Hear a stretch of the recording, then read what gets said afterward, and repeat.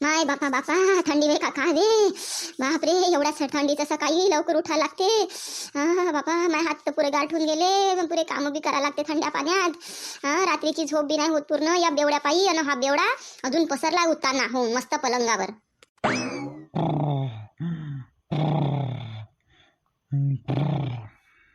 माय का माणूस आहे हा अशी भोकाचा, नवरावे का डवरावे हा. इथे 10 वाजले तरी पसरला उताना होऊन, आणि इथे थंडीत सकाळी उठून मला सारे कामं करायला लागून राहिले. आणि हा मुडदा अजून झोपलाय. सारी लाज शरम विकून खाली या बेवड्यानं. थांब थांब या बेवड्याला आता चांगली लात कमरेत याच्यात घालतो आणि चांगली उठवतो. असा कसा नाही उठत पाहतोच मी.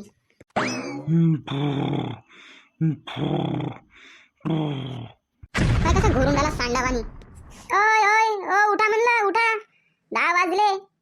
मूत पिऊन येता आणि पसरता 10 आणि 12 वाजेपर्यंत.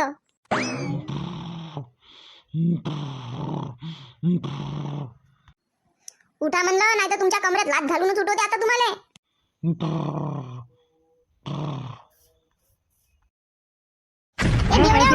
काय झालं? धूमकेतू आदळला का माउरावर? धूमकेतू आहे का मी? नाही, मला असा झटका पडला एकदम झोपेत, तर मला वाटलं का धूमकेतू आहे का काय म्हणलं. नाही हे वेळ आहे का म्हणलं उठाची. सकाळचे 10 वाजले आणि तू मस्त डुकरावानी घोरू घोरू झोपून राहिला. रात्री बेवडा मारून येते आणि माझ्या झोपेचा सत्यानाश करते आणि स्वतः चांगला उताना होऊन पसरते 10 आणि 12 वाजेस्तवर. अगं तर थंडी वाजून राहिली ना, का करू उठून एवढ्या थंडीत? झोपू दे ना चुपचाप. कायले कावळ्यावानी काव काव करून राहिली. चल झोपू दे चुपचाप मला. अरे मुडद्या, साऱ्या गावाची का थंडीतला सुरावर पडली का? थंडी वाजते म्हणते मी एवढ्या सकाळी उठून सडा सारवण करतो, भांडे घासतो, त्या पोळ्याचे ढुंगण धुतो. थंड्या थंड्या पाण्यामध्ये. मला नाही वाटत का थंडी? मी का दगडाची बनली आहो का?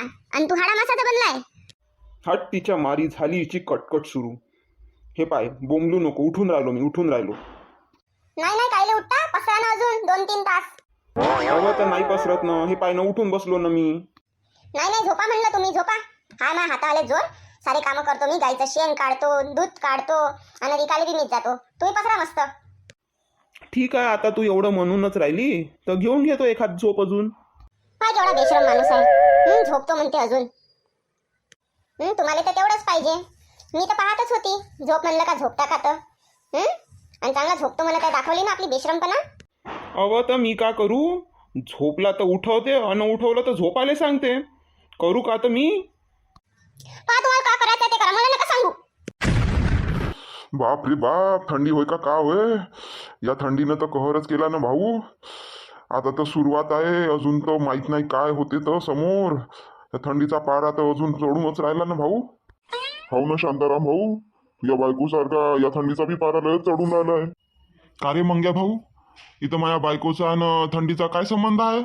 नाही शांताराम भाऊ, आज सकाळी वहिनीचा पारा लय चढलेला दिसत होता म्हणलं. पार माझ्या घरी आवाज येत होता ना. हो ना यार, शाले या थंडीत नाही होत सकाळी उठायची इच्छा, तरी नुसती माया माग सकाळी सकाळी कटकट कटकट करते. हो ना शांताराम भाऊ, आता तुले काय सांगू, माय बी तेच गत आहे. माय बी बायको सकाळी झोपला असताना पंख्याला फुल स्पीडवर करते ना, माया अंगावरची गोदडी काढून घेते.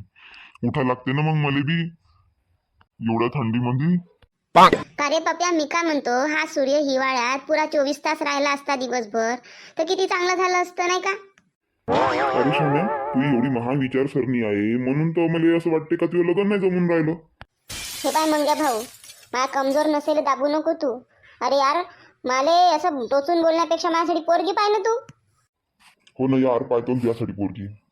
उद्या माझ्या सासूरवाडीत सांगतो, एखाद पोरगी असं तर सांगा म्हणतो. अरे या थंडीत लग्न झालं ना तुझं तर लय बरं बी. का रे पप्या, थंडीत लग्न झालं तर काय मजा येते नाही का? काय रे पप्या, यावेळी एवढी कशी काय थंडी पडली रे? अवजी शांताराम भाऊ, माझ्या बापानं त्या फ्रीजचं दार उघडलं ना, तर त्या फ्रीजची थंडी पुऱ्या गावभर पसरली. म्हणून या वर्षी लय थंडी वाटून राहिली. काय बे, काय बी बोलतं का तू? आता तुम्हाला काही बी प्रश्न विचारायला काही वाटत नाही तर मला बोलायला का वाटणार आहे? हो यार, थंडीत मुताले बी खूप लागते. दिवसभरातून 100 वेळा प्रेशर येते. टँकी एवढी फुल राहते तरी बी गोदडीतून उठून बाथरूमला जायची हिंमत होत नाही. यार शाम्या, तुला काय सांगू, काल माझ्या बापानं लय ठेसलं मला. काऊन ठेसलं? अरे शाम्या, त्या थंडी पायी माझ्या तोंडातून धुपट निघत होता आणि माझ्या बापाले वाटलं का मी बिड्या तोडून राहिलो, म्हणून माझ्या बापानं मला चांगलं ठेसलं.